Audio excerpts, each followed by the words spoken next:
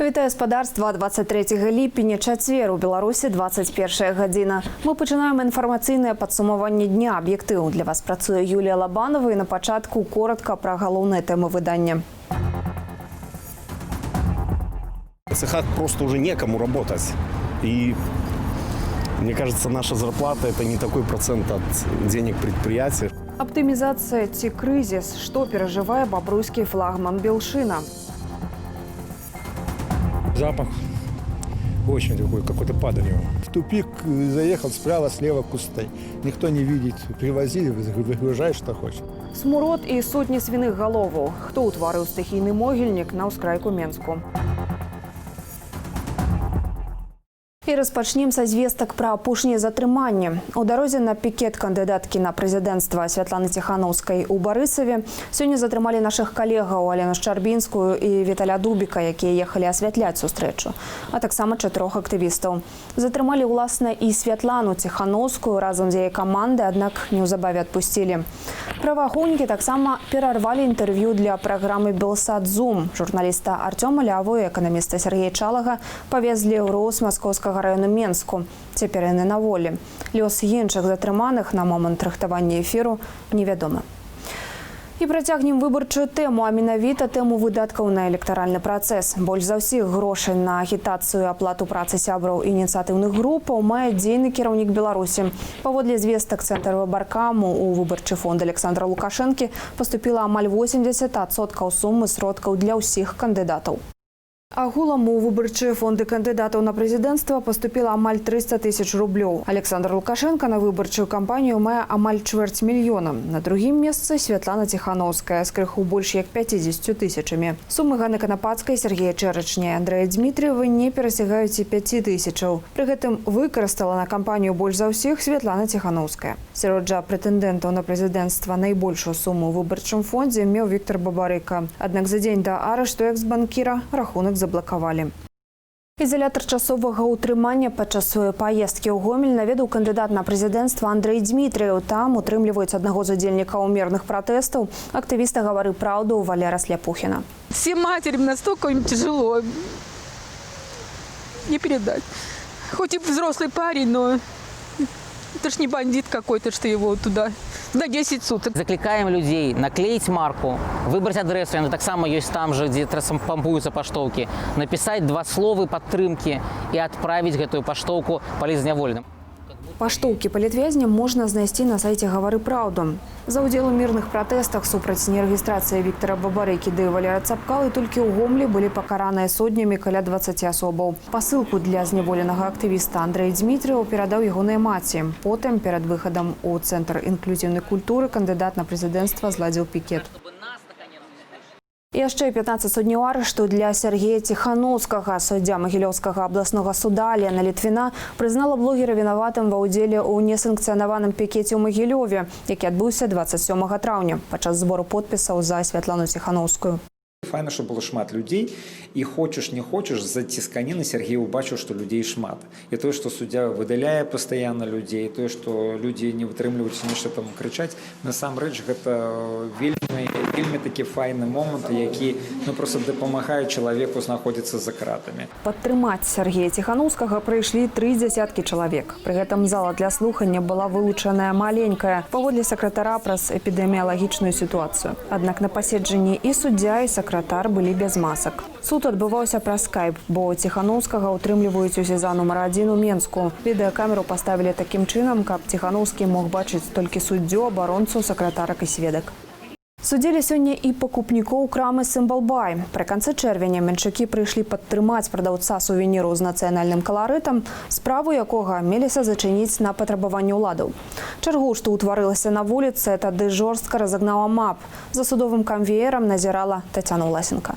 Гэтак выглядае чарга ў краму па беларускія сувеніры. А гэтак кошт любові да свайго беларускага. У затрыманых па 2 адміністрацыйныя пратаколы за непадпарадкаванне міліцыі ды ўдзел у масавым несанкцыянаваным мерапрыемстве.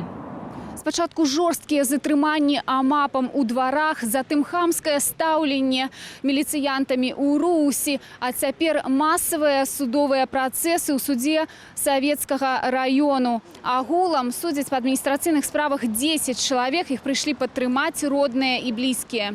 Рафік Кенгірлі збіраўся набыць у краме бел-чырвона-белы сцяг, аднак не прастаяў у чарзе і 2 хвілінаў. Ён адзін з тых, каму ад амапу дасталася больш за ўсё. На руцэ дагэтуль гематомы. Сильно скрутили меня за руки оба сотрудника, оставили следы, содрали кожу. В самом автозаке матерились на нас, постоянно затыкали. Меня вот стащили с лавки автозака и дали пощечину. Абураныя сітуацыі падтрымаць маладзёна прыйшлі ягоныя паплечнікі з габрэйскай дыяспары. Мне, и не только мне, кажется неправильным тот факт, что человека, который стоял в очереди в магазин, подозревают как человека, который принял участие в несанкционированном митинге. Для любого человека сегодня, который оказывается в очереди или в некой ситуации, где у него должна быть, как мне кажется, презумпция невиновности, есть, наверное, определенный дополнительный страх. А как на меня смотрят, как меня оценивают.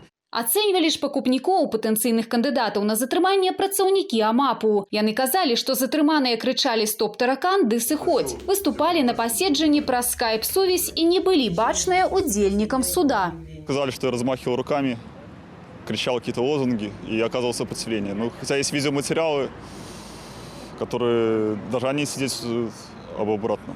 І яны самі путаюцца ў паказаннях, ці мітынг гэта быў, ці драка, яны не ведаюць, на што прыехалі. Ілля Демченко атрымаў самы вялікі штраф – 7 базавых велічыняў. Астатнім суддзі Шаціла, Воўкі, Фёдорова прызначылі па 4 базавыя, то бок па 108 рублёў на кожнага. Яшчэ 3 паседжанні перанеслі на 29 ліпеня. Прадстаўнікі Сімбл BY вызваліся дапамагчы асуджаным. Стикеры солидарности, якія за 5 рублёў прадавалі, гэта, в прынцыпе, вось ішоў такі, можна сказаць, краундфандинг, так зараз няма ні мола-мола, ні улі, і, в прынцыпе, такіх платформаў няма, то вось мы вырашылі, што прадаючы вось гэтыя стыкеры, гэта пойдзе і на нашы юрыдычныя розныя вось паслугі і ў тым ліку на гэтыя штрафы. Але не толькі праз штрафы пацярпелі пакупнікі сувенірнай крамы. Майор МНС Дмітрый Шафранскі, які стаяў за вышыванкай і апынуўся сярод затрыманых, быў звольнены з працы. И сегодня сотрудникам милиционерам все равно, оппозиционер ты, не оппозиционер, бабушка, дедушка, ребенок ты.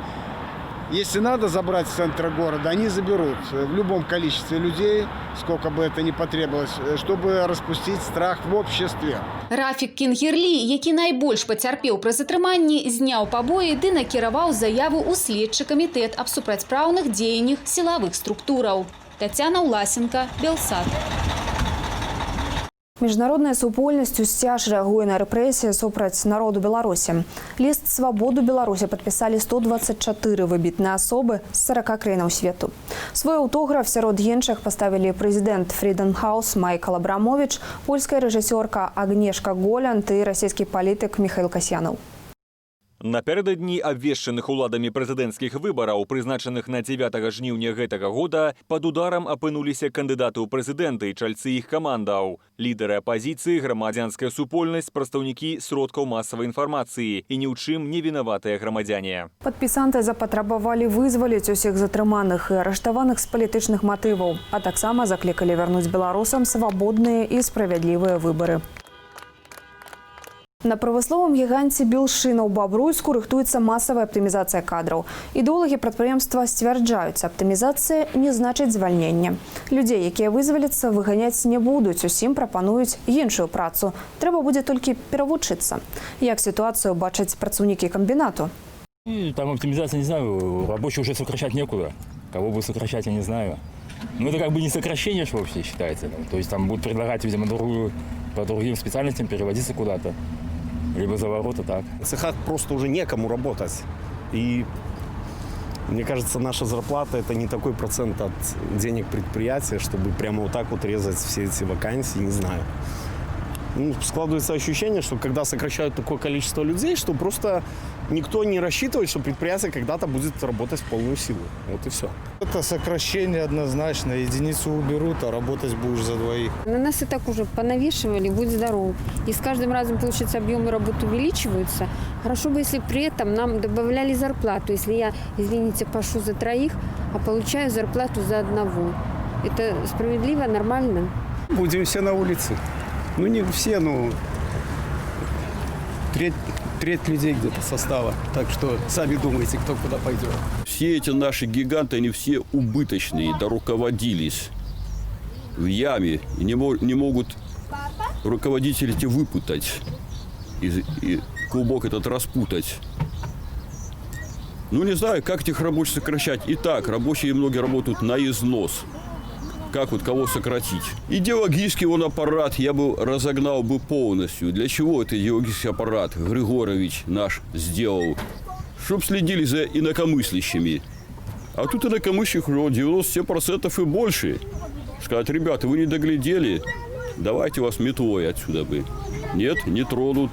Згодна з протаколам паседжання, апублікаваным парталам онлайнер, аптымізацыя закране як мінімум 260 працаўнікоў. Прычым не канторскіх работнікаў, а тых, хто заняты на вытворчасці – энергетыкаў, інжынераў, слесараў, электрыкаў, рамонтнікаў, лабарантаў. Кіраўніцтва Белшыны запэўнівае, што рэформа скіраваная на пошук найлепшага развязання для паспяховага развіцця прадпрыемства. Вынікам павінна стаць павелічэнне заробкаў працаўнікоў. Белшына – найбуйнейшае гарадаўтваральнае прадпрыемства Бабруйску, цяпер тут працуюць каля 9 тысяч чалавек. Наступны матэрыял не для ўражлівых асобаў. У Менску побач з жылымі дамамі паўстаў несанкцыянаваны могільнік са свіных чэрапаў. Звалка шырыцца ды шырыцца, але прыбіраць яе не спяшаюцца. Падрабязнасці даведалася Алена Дубовік. Несанкцыянаваны жывёльны могільнік утварыўся ў адселенай частцы прыватнага сектару на вуліцы Чыжэўскіх. Заставацца доўга тут немагчыма, смурод б'е ў нос. Па прыблізных падліках у 5 кучах ляжыць не менш за 100 свіных галоваў. Недалёка ад сметнішча стаіць яшчэ жылы дом, з вокнаў якога бачнае месца, дзе выкідваюць галовы. Кучи, вот как я вот где-то вот с месяц их. Так вот иду, я такой запах очень такой, какой-то падалью.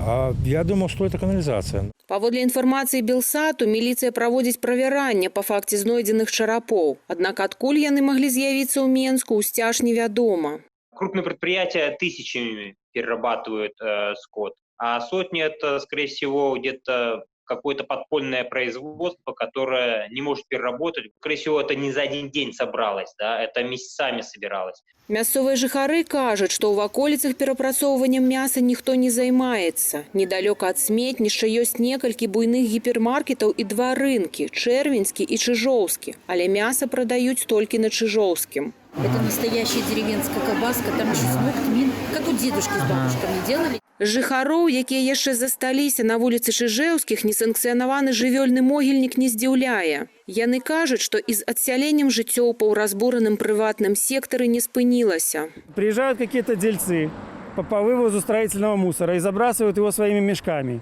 Понимаете, за это же надо платить деньги, куда-то вывозить, чтобы на свалку, и за это берут какую-то мзду. Они просто деньги срубили, вот так вывезли на машине сюда и сбросили. А это тупик. В тупик заехал справа, слева кусты. Никто не видит. Привозили, выгружай, что хочешь. Здесь бывает рано утром, где-то 6, полседьмого прилетает дрон. Дрон прилетает, смотрит. Но чтобы тут какой-то порядок кто-то наводил. Вы посмотрите, вот дальше вот по той стороне, на ту сторону переедьте, проедьте, остановка. Метров 30 еще проедьте. Вот стоят 2 мусорных контейнера. Там набросаю столько, там даже должен же быть мастер какой-то жеста. Аднак камунальнікі сцвярджаюць, што за адселеныя тэрыторыі не адказваюць. Территория отходит под застройку. Значит, кто-то дома отселял. С отселением занималась организация застройщика. Поэтому, как вариант, должны убирать застройщики. Ну или Зенстрой, который обслуживает этот частный сектор. Каментар ва ўпраўленні капітальнага будаўніцтва Менгарвыканкаму, якое і праектавала будучы мікрараён на гэтым месцы, атрымаць не ўдалося. Мы спрабавалі высветліць, хто адказвае за тэрыторыю і павінен прыбраць сметнішча з чарапоў у санстанцыі і ветстанцыі Ленінскага раёну сталіцы. Але там пра сітуацыю увогуле нічога не ведалі. З дырэктарам Зялёнбуду Ленінскага раёну не ўдавалася звязацца 2 дні. У нас тут мероприятие в парке Грековой, он там присутствует пока. На момент рыхтавання матэрыялу свіных чарапоў ніхто так і не прыбраў. Алена Дубовік, Белсат. Калі афіцыйныя медыі не даюць беларусам магчымасці наўпрост звярнуцца да ўладаў, у справу рушыць вольны мікрафон Белсату. Гэтым разам скіроўваемся на Віцебшчыну, слова жыхарам Глыбокага. Это надо подумать, я буду целый день сегодня думать над гэтым. Чтоб я запытала, что наших улад. Яны такие высокие, далекие люди. Кто такие улады, а кто такие мы? Простые люди. Наш город очень красивый, люди, мне кажется, в принципе, очень довольны, и вся обстановка здесь. У нас такие замечательные мероприятия проходят, как вот Вишневый фестиваль в канун. Да, и очень радостно, что и люди поддерживают, и приезжают за границы, много разных гостей. И, в принципе, жизнь в городе очень хорошая, позитивная. Чтоб не было никаких, как там в Украине, той, чтобы было спокойствие, и все. Все будет хорошо. Анекдот есть. Правительство сказало, мы будем жить хорошо, а народ сказал, а мы. Поэтому от нас ничего не зависит. Мы сколько ходили на выборы, а что толку? Чего ж не зависит от нас? Каб меньш было этих всяких конфликтов. Ну, что сказать. Пенсию как больше добавили, а то один раз в год. Ничего. Потому что все равно никому ничего не поправишь. Много вопросов, конечно, к нашей власти.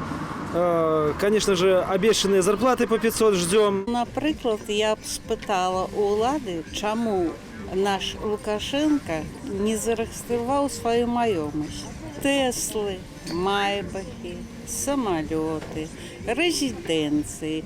Чому він скрив цю майомість і показав, що у його нема? Как пенсию повысили. Стаж большой, а пенсия маленькая. Не, ничего не хочу. Вы знаете, что уже мой возраст не подходит, уже мне власти по-любому. Чего хватает? Все, голосуем за Лукашенко. И все. А что тут, что тут можно сказать? Ну, ничего тут не скажешь, а скажи, да кого посадят. Так что... Нас никого не посадили, глубоким. Ну, глубоким. Так вы вот сейчас покажете по телевизору, проедете, посадят. И вас, и нас. Что пожадать? Ну, пожадать так хочу. Как более внимание уделяли сельскому хозяйству. Ні, дякую. Нічого не треба. У Польшчы колькасць замежнікаў, якія маюць від на пражыванне, набліжаецца да 500 000 асобаў. Паводле мясцовага ўправлення ў справах замежных грамадзянаў, нашыя суайчыннікі ў тройцы лідараў сярод атрымання дакументаў.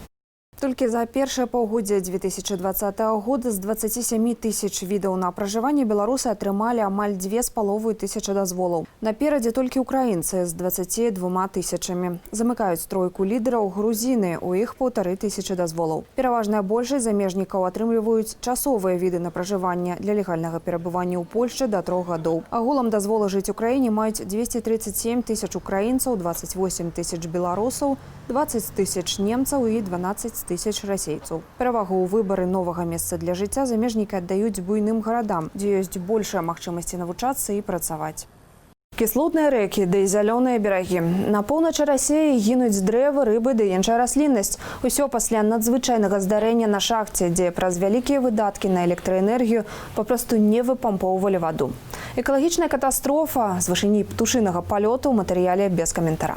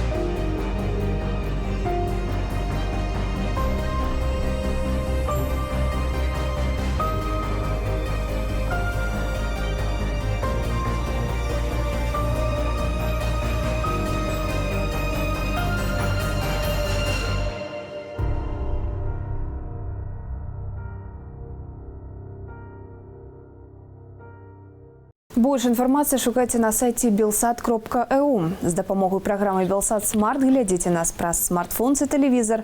На гэтым я, Юлия Лобанова, развітваюся з вами. Доброго вечера.